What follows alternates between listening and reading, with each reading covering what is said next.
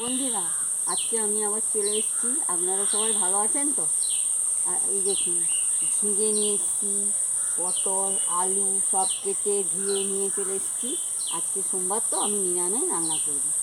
চলুন বন্ধুরা, রান্নাঘরে যাওয়া যাক, রান্না শুরু করছি। আমি পোস্তটা বেটে নেব। পোস্তর সঙ্গে কাঁচা লঙ্কা দিয়ে বেটে নিচ্ছি। দেখুন বন্ধুরা,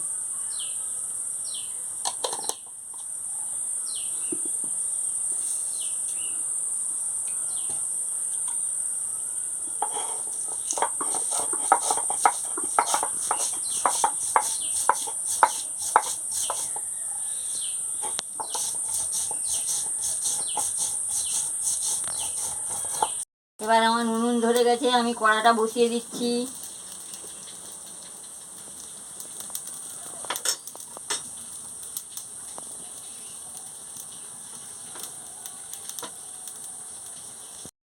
কড়া গরম হয়ে গেছে, আমি তেল দিয়ে দিচ্ছি। কালো জিরে আর 5 ফোড়ন দিয়ে দিচ্ছি। কাঁচা লঙ্কা দিয়ে দিচ্ছি। আলু আর পটলটা দিয়ে দিচ্ছি, দিয়ে ভেজে নিচ্ছি। দেখুন বন্ধুরা, এই যে আলু পটলটা দিয়ে ভালো করে ভেজে নিচ্ছি।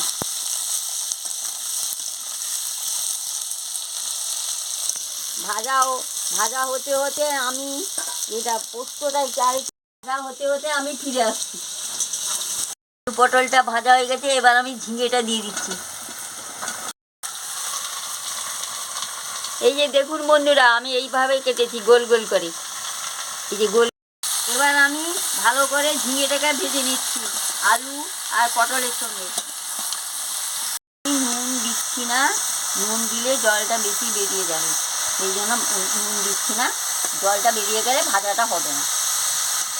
পোস্তটা বাটা হয়ে গেছে, আমি তুলে নিচ্ছি।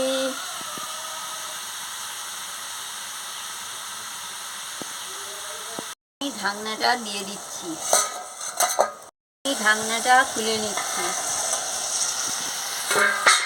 তুলে নিয়ে ভালো করে নাড়িয়ে নিচ্ছি। জল বেরিয়ে গেছে, আমি ওটাকে শুকিয়ে নিচ্ছি, দিয়ে হাফ পোস্ত বাটাটা দিয়ে দিচ্ছি, দিয়ে ভালো করে নাড়িয়ে নিচ্ছি। আপনারা দেখুন প্রথম থেকে লাস্ট পর্যন্ত কীরকম রান্নাটা হচ্ছে। আমি হলুদের গুঁড়ো দিয়ে দিচ্ছি, দিয়ে ভালো করে ভেজে নিচ্ছি।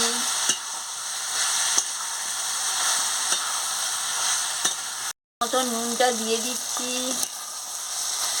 দিয়ে ভালো করে আনাজটাকে নাড়িয়ে নিচ্ছি।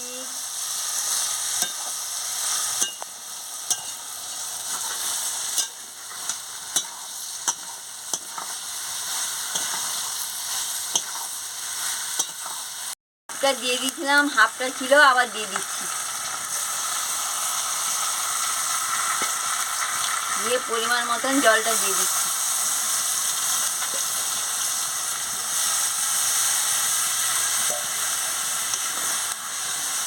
দিয়ে আনাজগুলোকে ভালো করে শুকিয়ে নিচ্ছি।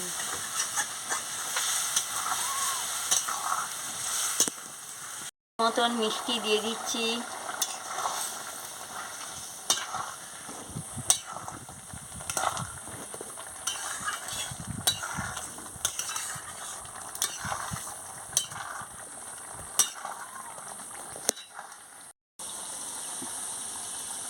এবার আমি সামান্য সরষের তেলটা উপরে ছড়িয়ে দিচ্ছি। দেখুন বন্ধুরা,